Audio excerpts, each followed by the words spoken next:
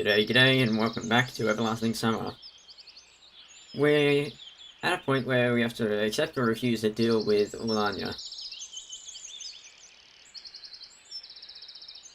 Because she'll probably spill what happened anyway, we'll go and refuse. Nope, no one for you, enough already. And of course I'm not that sort of guy. Then I'll tell everything. I need a bit more to drink before I start.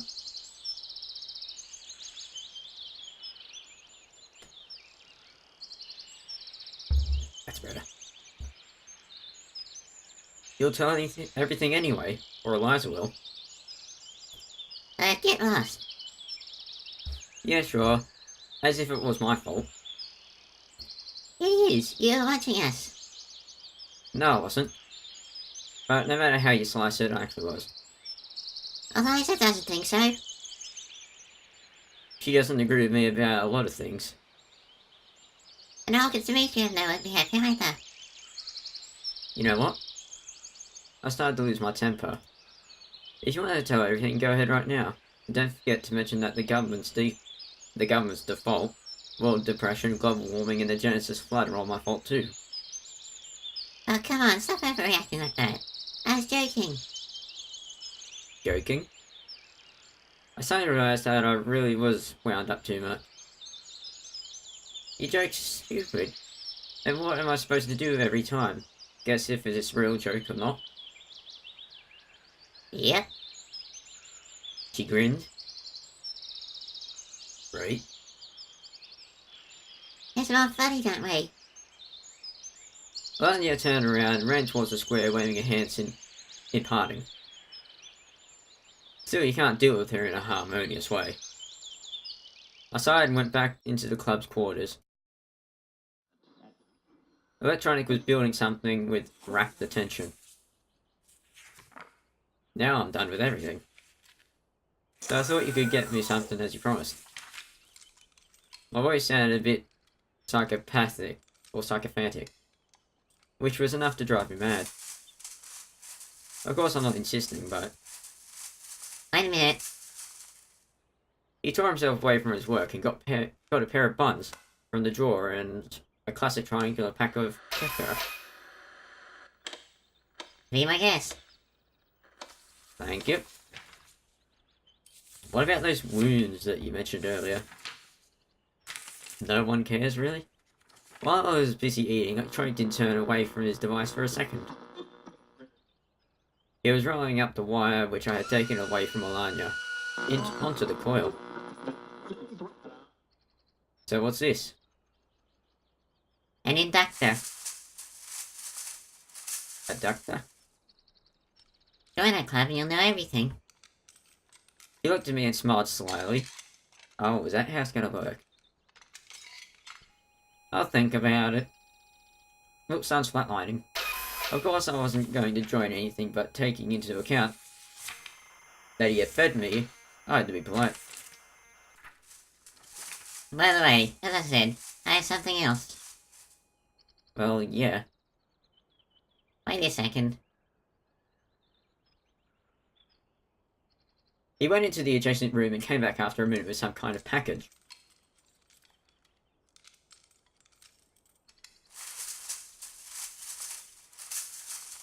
Ta-da, what? And gave it to me. So he's a magician now? There's a big bottle of Stolitin Naya vodka inside. What, you gonna drug me up? Get me drunk? Huh? I get it, but it's still morning. Or does Electronic share the motto of get drunk in the morning, take the entire day off? What are you talking about? I'm not suggesting we drink it. We have to clean the optics. Exactly what I was saying. Cleaning the optics, yeah, right. Internally. Okay. I gave him the package bag. I'll go then. Come back every time. Of course. The moment I want to have a drink. You didn't drink from it, did you? Walking out, I questioned myself why he wanted to show me the vodka in the first place. Suddenly my hunger returned again. For sure, a meal of some buns and kefir was awesome, but it's not enough to fill me up. You greedy. Luckily for me, I heard the bell sound, calling pioneers for lunch. So I guess that's where we're going, to the canteen now. The day has just started and I've gone through so many things already. But I did it and now have legitimate grounds to fill myself up. Today I wasn't the last one, so I could choose a free table. Lunch included pea soup and mashed potatoes with fish. It was a major disappointment to me as I don't eat fish in any form and hence will get fewer calories than usual. Soon Slavia and Lena came to my table. Hammy? She smiled nicely. Eh?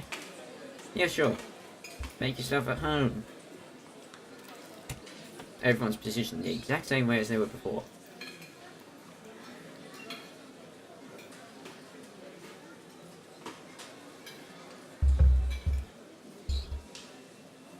I stood up and pulled out a chair for her. Please, go ahead. I was in an excellent mood at the moment. Enjoy your meal. Saying that, Lena began staring at me cute for some time, but then, after realizing how odd she looked, twitched to her plate. You too. Do you have any plans today, Samuel? Nope. I gave her an honest answer, as indeed I had no plans. Except for searching for answers, but that was more like a global goal. Do you want to take a boat ride to the island with us? Sure. The island? Well, I think I've seen it from the pier. For what? Welcome to meet you there, asked us to gather some strawberries. There are a lot of strawberries there, and they're delicious. I could imagine the taste without even eating it. Just by looking at Slavia's face. Strawberries, you say? Tell me more.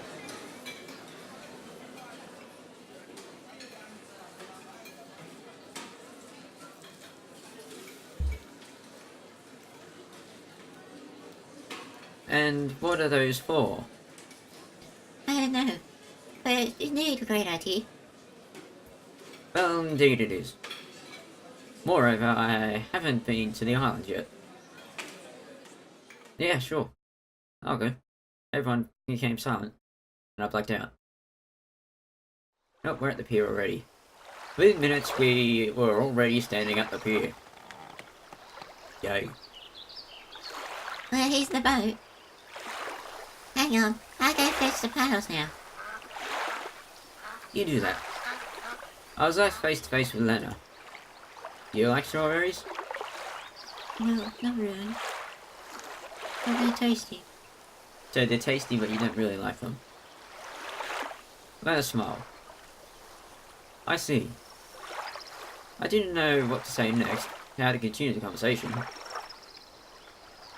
But I'll come up with something.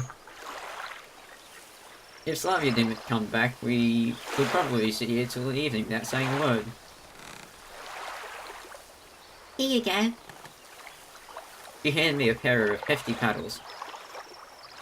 Yeah, thanks. So you expect me to do the rowing? Yep, exactly that. They're just using me. We got into the boat, I untied it, pushed off the shore, and tried to start paddling.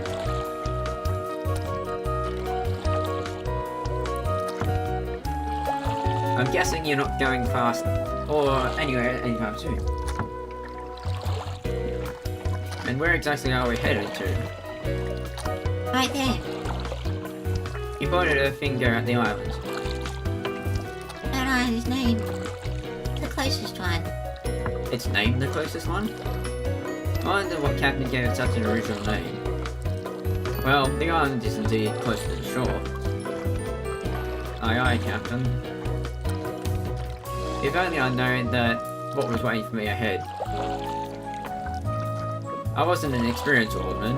I'd rowed the boat just once or twice in my entire life. It was less than half a mile to the island, but we were making our way in zigzags thanks to my skills.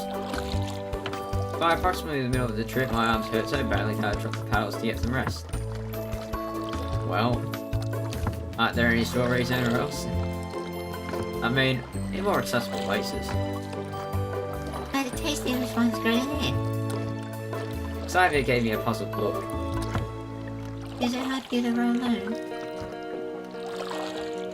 Lena, unlike Xavier, understood everything straight away. Oh? It's nothing. Anyway, I couldn't let a fragile girl help me.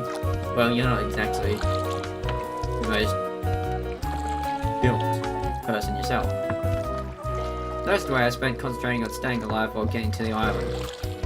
You still have to get back.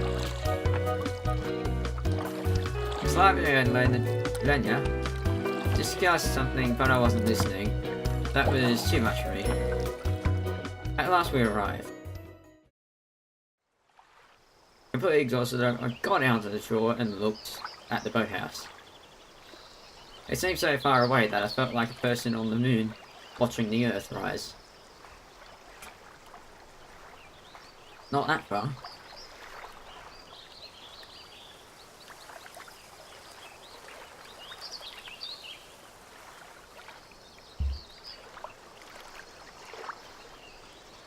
Here you go. Xavier handed me a basket. Just collapsed with exertion.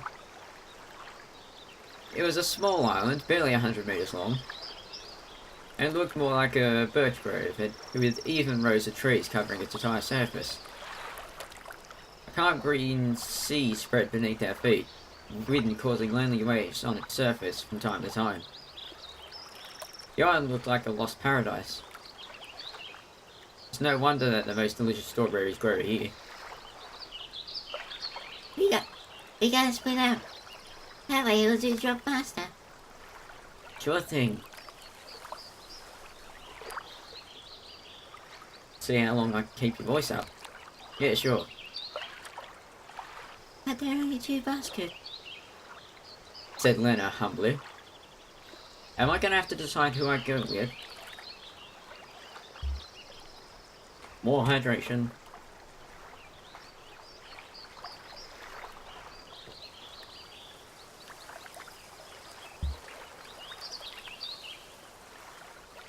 Oh, you're right, my bad. How are we going to split up then?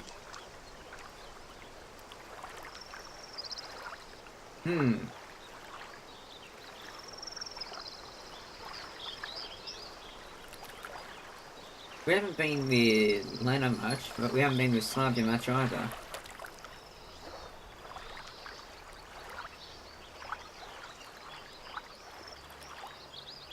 I think we'll go Lena this time. Let me go with you. Let's go. Let's go. Okay, that's fine. Bye-bye. Xavier grabbed the same basket and ventured to the opposite side of the island. Well? Oh yeah. You two don't talk much. Well, Let's go. yeah. Lena smiled. Just pay attention. Don't leave a single berry behind. You too. Sure thing. So it was harvest time. You're gonna have to row back, you know. Indeed, the strawberries here were delicious. I could probably eat them all if I didn't stop myself in time. Despite being wild grown, the berries were close to garden ones in size and had a rich red colour, so it was clear that our visit here wasn't in vain. Lena followed me closely as we had only one basket for the both of us. I felt like a real mushroom picker, examining each shrub and carefully pawing the grass. Well, you're much better than me. Am I? Frankly, I'm not even counting them. I didn't know it was competition. Yeah, right you are. The basket was already half full. You must enjoy nature, right? I do. Flash of light. The bright sun rays pierced the treetops and blinded me for a second. Was that it? I sat on the ground and leaned against the tree. Still, it's so beautiful here. Lena sat down next to me, so close that our elbows touched. Yeah. We just sat and enjoyed the moment. It seemed like time stood still. The wind gently shook the tree leaves, some bugs lazily hopped around the grass, and flashes of sunlight played on the faraway water surface. Lena put her head on my shoulder. Okay. I was surprised at first, but then I heard her regular breathing and thought that it's just a matter of course.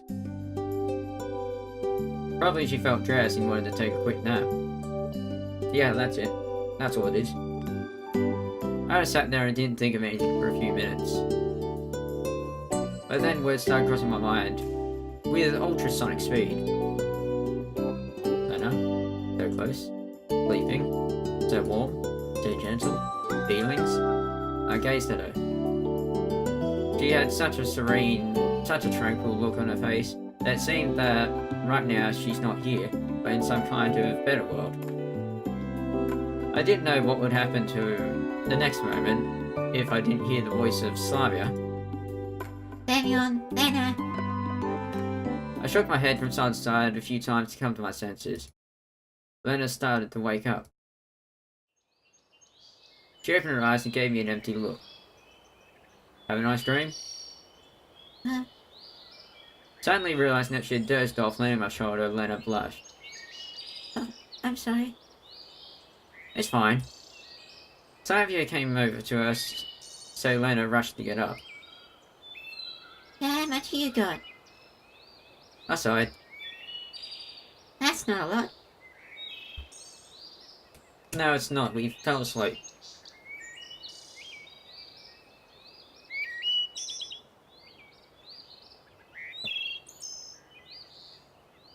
It was a thrilling journey of picking strawberries. The basket was filled with strawberries to the brim. Well, it's enough anyway. It's time to get back. I grabbed the basket and we headed back to the boat. Now you're gonna have to row. Oh, you're already back. The way back took less time as I tried to concentrate on rowing and ignoring everything else.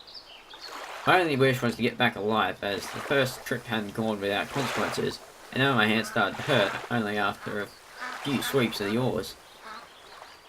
Having tied up the boat, I fell to the ground with no energy left. Slavia and Lena leaned over me. You could have said something if it was hard for you. Yeah. Never mind, it's fine. I'll just lie here for a bit, and everything will be right. Okay then, get those baskets and I'll get your radio done, please. We have something else to do. Yeah, sure. I was ready to agree with anything at the moment, just so I wouldn't have to get up. So I put the baskets full of strawberries next to me and headed to the square, happily chatting with Lena about something. The hardest part is done anyway. That's what I thought before I got up and took the baskets. After rowing, they felt like cement bags, even while weighing barely more than a few kilograms each. So the trip to the leader's cabin took much longer than usual. I'd stop every 50 minutes to have a rest. Once I finally made it, I put the basket on the ground and sat in the deck chair with difficulty. Oh, good to meet you, Edna. I got the presents for you. There was no answer. I barely managed to get up there and enter the cabin. There was nobody here. If you don't need them, it's up to you. I lay down on the deck chair and fell asleep. Good on ya. You had a nightmare about strawberries now. I had a weird dream about a strawberry race. I was rowing a boat with my last ounce of strength, trying to escape huge berries that were chasing me. My hands were failing me, and I could barely see anything because of the sweat covering my face. Blood was hammering in my temples, but the strawberries were getting closer. They were baring their teeth at me. But wait, strawberries with teeth? Carry on. Carry on. I woke up. Oh, good to meet you there. Was standing beside me, shaking my shoulder. I see you got a rich harvest, didn't you?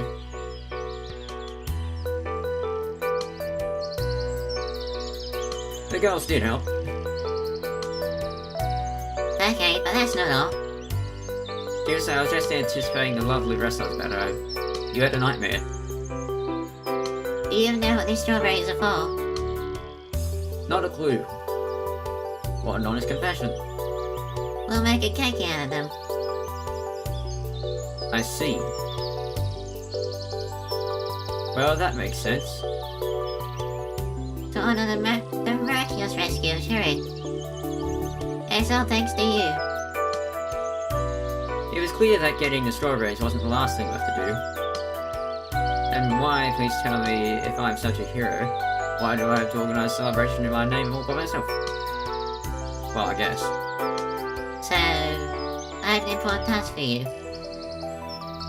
We are missing yeast, flour and sugar, and need it all to get in for dinner.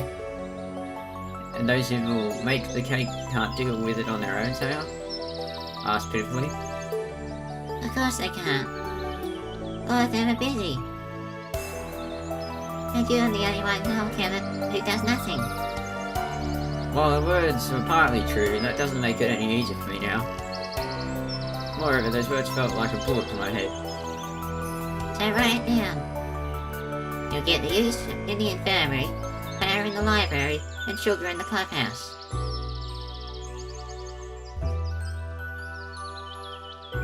I think they want me to write it down.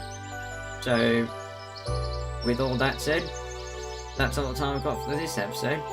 If you enjoyed it, leave a like. If you enjoy what I do, like, subscribe. Again, with all that said. Thanks for watching, have a fantastic day, be sure to see you next time. Cheerio!